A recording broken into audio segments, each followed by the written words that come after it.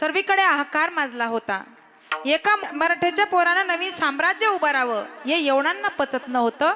अनेक शाया उदयास आल्या होत्या, पण हिंदवी स्वराज्य त्यांना नको होतं। म्हणून अली आदिल शहाने आपला दरबार भरवला। दरबारामध्ये विडा लावला आणि विडा त्या ठिकाणी ठेवला। अली आदिल शहाची आई बडी बेगम त्या ठिकाणी आली आणि तिने आवाज दिला, कौन जाएगा और उस काफिर को पकड़ के लाएगा। सगळे सरदार इकडे तिकडे पाहू लागले। सगळ्यांच्या माना खाली गेल्या। ओ शिवा, ओ दखन का चूहा, ओ चोर, ओ लुटेरा, सुना है कि भूत भी उसकी सुनते हैं और कौन जाएगा वहां मरने के लिए। कोणी उठायला तयार नाही, कोणी बोलायला तयार नाही। एवढ्या आवाजांमधून एक आवाज आला, मैं जाऊंगा और उस काफिर को पकड़ के लाऊंगा। सगळ्यांच्या माना मागे वळल्या। पाहिलं तर काय, मागून चालत येत होता, जप जप जप चालत येत होता, जणू की कलियुगातला 7 फुटाचा राक्षसच आला आणि विडा हातामध्ये घेतला। मैं जाऊंगा और उस काफिर को पकड़ के लाऊंगा। सगळी जनता चिंतेत पडली, सगळी जनता कुजबुजू लागली। आता कोण वाचवेल या वादळापासून आपल्या राजांना, कोण वाचवेल आता या राजांना। सगळे कुजबुजू लागले। खान निघाला, आपल्या हिंदूंच्या देवतांवर त्याने हात टाकला। पंढरपुराच्या मंदिराची हानी केली, भवानी मातेची मूर्ती त्याने भंगवली। राजे सर्व पाहत होते, पण राजे मात्र योग्य वेळेची वाट पाहत होते आणि ती योग्य वेळ आली। खानानं राजांना पत्र पाठवलं, हे शिवा, आप हमारे शरण में आओ और हमें हमारे सारे गढ़ किले वापस कर दो। राजांनी विनम्रपणे उत्तर पाठवलं, खान साहब, आप हमारे पिता के समान हो। एक काम कीजिए, आप प्रतापगढ़ के पास आ जाइए, हम आपको आपके सारे गढ़ किले वापस कर देंगे। एक काम करा, तुम्ही चहा पिऊन घ्या, कीर्तन आपण सकाळी करू। बरं, चहा पिताना जरा शांतता ठेवा। त्या ठिकाणी सांगितलं आणि खान निघाला प्रतापगडकडे जाण्यासाठी। प्रतापगडच्या पायथ्याशी खान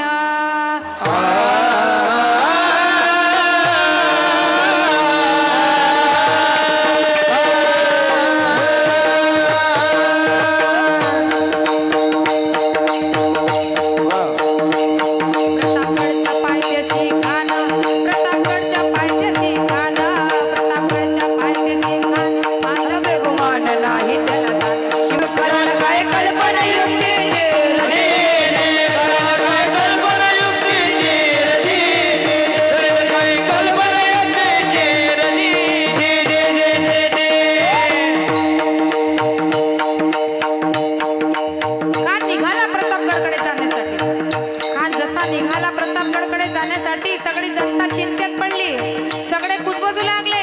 आता कसं होईल आपल्या राजांचं, कोण वाचवेल राजांना।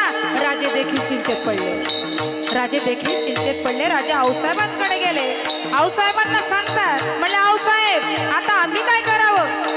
आऊसाहेब सांगतात, राजा चिंता करू नका, तुमचं जर काय बरं वाईट झालं तर तुमच्या गादीवर आम्ही संभाजीराजांना बसवू आणि सगळा राज्यकारभार त्या ठिकाणी चालवू। अशा वाघिणीचा तो छावा,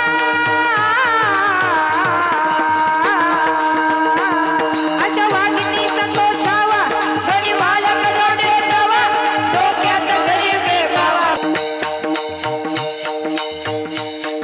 आऊसाहेब म्हटलं तर साक्षात वाघिणच। ज्यावेळेस आपल्या हिंदूंच्या माया बहिणींवर त्या ठिकाणी अत्याचार होत होता, त्यावेळेस आऊसाहेबांकडनं पावलं जात नव्हतं। आऊसाहेब भवानी मातेच्या मंदिरात गेल्या आणि भवानी माते पुढे नवस केला आणि भवानी मातेला सांगितलं की माझ्या आया बहिणीची आबरू वाचवणारा कोणीतरी त्या ठिकाणी वाघ आला पाहिजे। आणि भवानी मातेने आशीर्वाद दिला। आऊसाहेब गर्भवती राहिल्या। 7वा महिना होता। 7व्या महिन्याला आऊसाहेबांना डोळे लागले। डोळे कशाचे होते? मुलतानच्या मातीचे, बरोबर। मुलतानची माती खाल्ली तर सुलतान जन्माला येईल, राजा नाही। डोळे लागले होते, आणा दानपट्टा आणा, मला घोड्यावर बसवा, मला स्वराज्याची निर्मिती करायची आहे। आणि आऊसाहेब बसल्या घोड्यावर, अशी टाच मारली घोड्याला,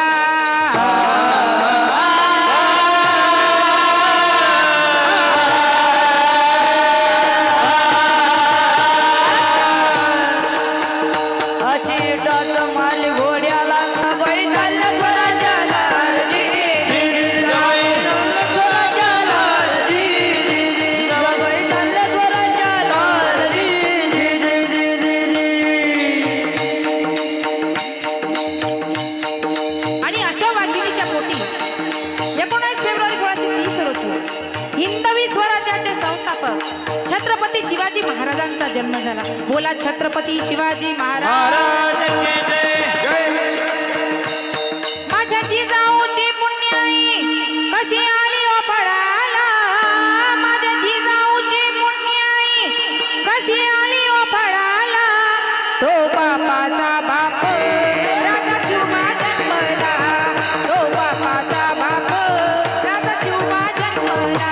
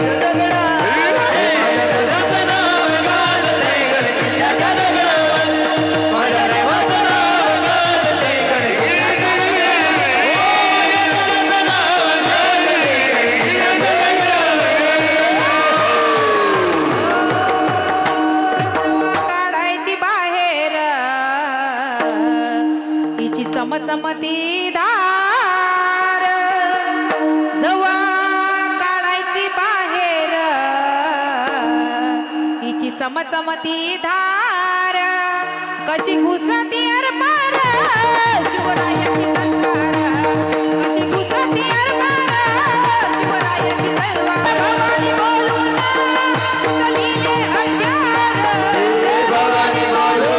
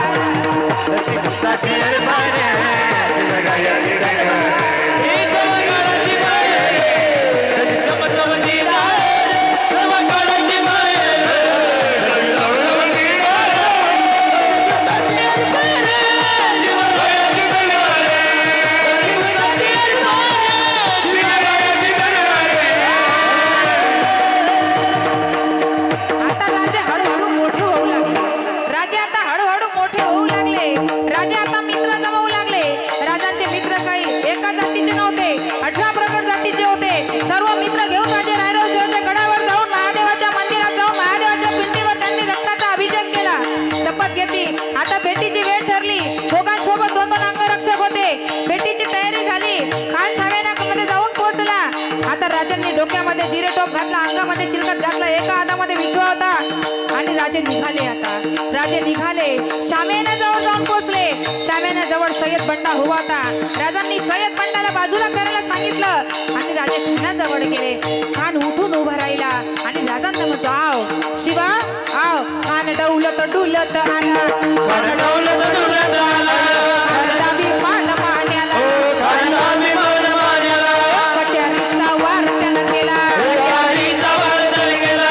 खानानं राजांना आलिंगन दिलं. खानानं राजांना आलिंगन दिलं. मान दाबायला सुरुवात केली. पाठीमध्ये कंजीर घातला. चिलखत पाटायला लागलं. राजांच्या लक्षामध्ये आलं.